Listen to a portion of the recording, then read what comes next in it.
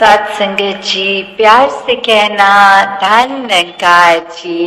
तो एक हमें अपॉर्चुनिटी मिल रही है, मौका मिल रहा है और सेवा करने का, अंदर से अपने पात्र को और खाली करने का। क्योंकि फिर वही बात जहाँ एक फाइन लाइन होती है, बहुत ही संकीर्ण सी एक रेखा, जो एक हमारे मनोबल की बात और एक अहंकार की बात, कि कैसे एक हम अपनी सेल्फ रिस्पेक्ट और ईगो के बीच में जो एक लाइन है, कि अक्सर हम ये बात तो हर किसी को सिखाया जाता है कि एक दूसरे का मनोबल बढ़ाओ, वो मोटिवेशन बढ़ाओ, पर कहाँ वो मोटिवेशन को अब हमारे ही मन में हमने उस तरह लेना है कि वो एक जिस काम के लिए है वो अपना काम उस तरह करे, वो अहंकार की तरफ ना जाए।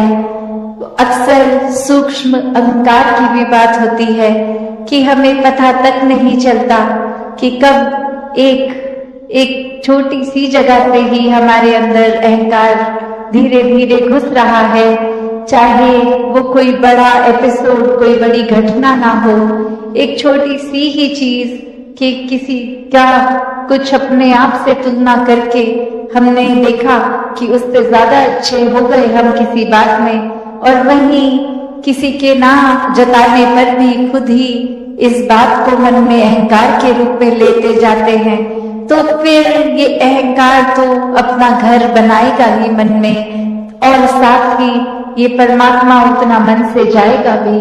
तो हमें किसको टिकाना है, किसको नहीं, ये शरीर की भी जब बात हो रही है तो हाँ, ये आत्मा जो है वो ज्यादा इस शरीर से महत्वपूर्ण उस रूप में तो है, पर ये परमात्मा ने शरीर भी इसलिए दिया है कि हम इसकी देखभाल करते करते सारे अपने रिस्पॉन्सिबिलिटीज भी निभाएं। जैसे एक मटका या कोई भी बर्तन ले लें, एक बाहर की सुंदरता से ज्यादा वो मजबूती इम्पोर्टेंट होती है कि अंदर उस पात्र में क्या है, वो पानी है या जो भी है, क्या टिकेगा।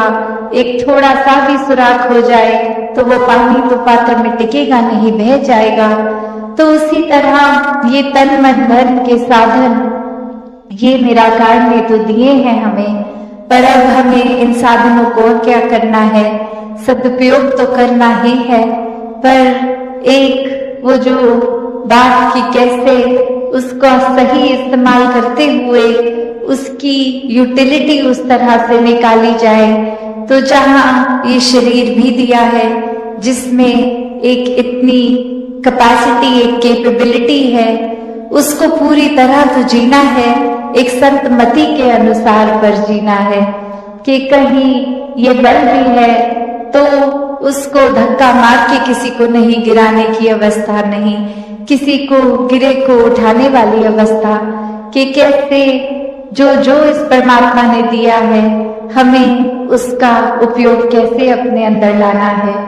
ये आत्मा भी अगर इस शरीर में ही टिकी उस रूप में, तो फिर ये शरीर को सेवा में जहाँ लगाना है, शरीर को स्वस्थ भी रखना है, एक मानसिक रोग हो, एक मन पे चोट हो, उस तरह के भी जो ख्याल हैं जो नेगेटिविटी की ओर लेके जाते हैं, कैसे उसको भी अपने शरीर से दूर रखना है। और अक्सर ये बात भी है कि जब जब हम कोई स्थिति में होते हैं, अचानक से कुछ हो जाता है, तो इंसानी दिमाग ये उसको उस तरह परसीव भी करता है, उस तरह फिर ये जो एक बातें आती हैं कि जीवन में वर्च्यूज भी हैं, वाइसेस भी हैं, तो ये अगर जो अक्सर एक सांस में ही हम बोल देते हैं काम, क्रोध, लोभ, मोह, अहंकार, तो ये भी कैसे परमात्मा के अगर हैं दिए हुए तो इसका भी सदुपयोग हुआ जा सकता है, इसको भी सही डायरेक्शन में लेके जाएं, एक उसका काम जितना है उतना ही रखे,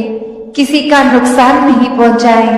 तो कैसे अपने आप को सब कुछ होने के बावजूद भी ये संतुलन बनाना, ये अच्छाइयां बुराइयों का होने पे ध्यान किस पे ज्यादा देर रखना, कोई ख्याल आ गया नेगेटिव तो उसको मन में इतना गहराई से नहीं बसाना कि हम ही बेचैन हो जाएं, औरों को भी कर दें। वो ख्याल आया तो आकर उसके बारे में कुछ पल सोच भी लिया तो उसको फिर अपने दिमाग से बाहर निकालना है। और ये सोच विचार फिर परमात्मा पे टिकती है, तो कोई भी और चीज परमात्मा के अलावा मन में ज्यादा देर नहीं टिक सकता। फिर चाहे बात ये अटैचमेंट्स की हो, एक अक्सर संसारिक रूप में या आदतों के रूप में जो नशा इत्यादि कोई भी किस्म की लत भी होती है, एडिक्शन भी होती है, तो भी बात वही कि हर चीज एक अगर जीवन में कोई भी चीज को हटाना चाहे तो भी वो निकालना जाना संभव है। जहाँ एक सपोर्ट सिस्टम की बात होती है, वहाँ बात वो भी होती है कि हर कोई एक हमें बता तो देगा, जैसे सत्संग भी आते हैं, एक अच्छी सत्संग के रूप में सुनते ही हैं बातें, एक जीवन से एक्सपीरियंसेस भी सबके सुनने को मिलते हैं, देखने को मिलते हैं। पर बात वही, अगर हम ही नहीं निकलना चाहेंगे तो ये अच्छी बातें भी कान तक रह जाएंगी, ये मन तक एक चरित्र में नहीं आएंगी। तो वो भाव एक्सेप्टेंस का क्या कि सिर्फ वही जो हमें मिला है, ये तो एक पहलू हो गया एक्सेप्टेंस का। पर एक पहलू और भी कि उस चीज़ को भी एक्सेप्ट करना है जो नहीं मिला है जीवन में। क्योंकि अक्सर एक चीज़ जब मिल जाती है कोई, उसके साथ वो एक दिमाग खुद ही एडजस्ट करने लगता है कि चलो ये अभी जो है इसके साथ काम चलाते हैं, फिर आगे शायद इससे बेहतर कुछ मिल जाए। तो बात वही आ जाती है कि ऐसे करते करते अगर मेहनत प्रयास के बाद भी अगर एग्जाम्पल किसी ने कोई अपना मटेरियलिस्टिक गोल सेट किया है कि उम्र के इस पड़ाव तक ये डिग्री ले लेनी है, ये काम में इतनी सैलरी होनी चाहिए, और अपने बनाए हुए टाइमलाइन से वो मैच नहीं है, तो एक मन में एक्सेप्टेंस का तब भी भाव अक्सर इसलिए आ जाता है कि चलो अभी जितनी सैलरी मिल रही है उतनी तो मिल रही है, कम से कम आगे और होगा। पर ऐसे करते करते अगर ये इजाफा, ये इंक्रीज नहीं होता हमारी मटीरियलिस्टिक वेल्थ में, तो मन बेचैन रहने लगता है। फिर एक मन में खुद के लिए ही वो कंपैरिजन्स औरों से कर करके एक मन छोटा हो जाता है, एक परेशानी हर समय हम महसूस करने लगते हैं। क्योंकि यहाँ सिर्फ बात वो नहीं कि जो परमात्मा ने दिया उसको एक्सेप्ट करा, पर अक्सर ध्यान वही जो नहीं है हमारे पास, उसको भी जब इंसान एक्सेप्ट कर ले कि कोई बात नहीं, किसी और के पास अगर कोई चीज़ है जो हमारे पास नहीं है, तो ऐसी एक्सेप्टेंस भी एक स्वभाव की भी एक्सेप्टेंस की कोई बात नहीं, ये अगर कोई गुण मुझे पसंद है सामने वाले इंसान में हो जिनसे हम बात कर रहे हैं, पर उनका नेचर, उनका स्वभाव अलग है, ऐसा गुण उनमें नहीं है, तो भी कोई बात नहीं, ये प्यारे फिर भी है, हर कोई इंसान अच्छा है। क्योंकि हो सकता है वो पर्टिकुलर गुण ना भी हो उनमें, तो ऐसे और कितने गुण होंगे उनमें जो हम में नहीं है। तो हर कोई जहाँ एक उस तरह देखा जाए कि अपने अंदर झांके तो हमारे स्वभाव में भी कितनी कमियां हैं, कितने गुण अभी तक जीवन में आए ही नहीं, तो वो पैरामीटर दूसरों को जज करने का कैसे बना लेते हैं। और अक्सर हम फिर बहुत जजमेंटल भी हो जाते हैं एक किसी गुण को लेके कि ये गुण एक समय में अगर बात कर रहे हैं उस गुण का तो उसको पॉजिटिव गिना देते हैं, और दूसरी सिचुएशन में वही चीज़ को लेके एक उसको नेगेटिव लाइट में एक गलत की तरह दिखा देते हैं। तो ऐसी ही एक कहानी कि एक इंसान किसी के घर जाता है और बोलता है कि हम ट्रैवल कर रहे थे, आपके घर में आपकी बेटी की भी शादी थी और आपके बेटे की भी शादी थी, तो घर में दो दो शादियां हम अटेंड नहीं कर पाए, हम ट्रैवल कर रहे थे। तो अब ये कंग्रेचुलेशंस हमारी एक्सेप्ट करें और हमको बताइए कि आपकी बेटी एक अलग घर में गई तो वो एडजस्ट अच्छे से हो गया, वहाँ नया शहर था। और ये घर में भी जब बहू आई है तो घर में भी आपके इस रूप में एडजस्टमेंट हो गई, बच्चे खुश हैं। तो अब वो एक लेडी ऑफ द हाउस बोलने लग गई उनको, गेस्ट को समझाते कि मेरी बेटी तो बहुत ही खुश है, मेरी बेटी को कुछ वहाँ ससुराल में काम नहीं करना पड़ता, वो तो बस आराम ही करती है। जो एक उसके हस्बैंड हैं वो काम पे भी जाते हैं, काम से आके सब घर का खाना भी वो बना देते हैं। वो एक हाउस होल्ड पूरे में हेल्प भी बहुत अच्छी एक उस तरह है। तो मेरी बेटी बस आराम से है, कुछ है नहीं कि एक काम बहुत कुछ घर में करने के लिए, बहुत रिलैक्स मूड में है, बहुत खुश है। सब महापुरुष मिलकर शोभन बोलेंगे। एक तू ही निरंकार, मैं तेरे सरना मैनू बख्श लो। तू ही निरंकार, मैं तेरे सरना मैनू बख्श लो। तू ही निरंकार, मैं तेरे सरना मैनू बख्श लो। तू ही निरंकार, मैं तेरे सरना मैनू बख्श लो। तू ही निरंकार, मैं तेरे सरना मैनू बख्श लो।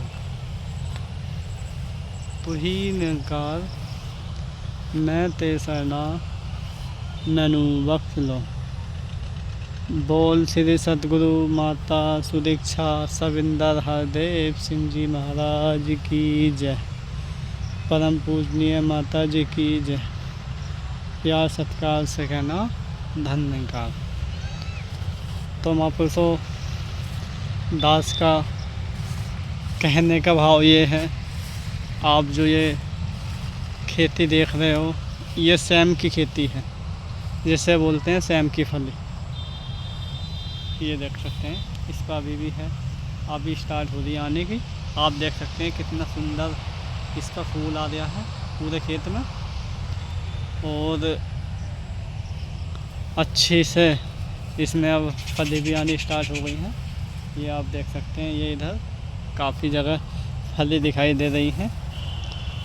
तो महापुरुषों, दास का कहने का भाव ये है, जैसे कि हमने इस खेती को, इस फसल को पालने के लिए, ये आपने देखा ये तार जो खिंचा हुआ है, ये क्लिप खिंच रहा है ये और ये तार खिंच रहा है ये। तो हमने इस खेत के चारों ओर बाउंड्री करी है। बाउंड्री इसलिए करी है, जो नील गाय होती हैं, जो जंगली जानवर होते हैं, आदि पशु जो भी हैं, वो इस खेत को नुकसान ना पहुंचाएं, खेती को कोई भी हानि ना पहुंचाएं। तो इससे होगा ये, हमारी फसल बिल्कुल सुरक्षित रहेगी और एकदम अच्छी रहेगी। ये आप देख सकते हैं। तो इसी वजह से हमने इस खेत के चारों ओर तारबंदी करी है, और तब जाकर ये इतनी अच्छी तरीके से ये फसल तैयार हुई है।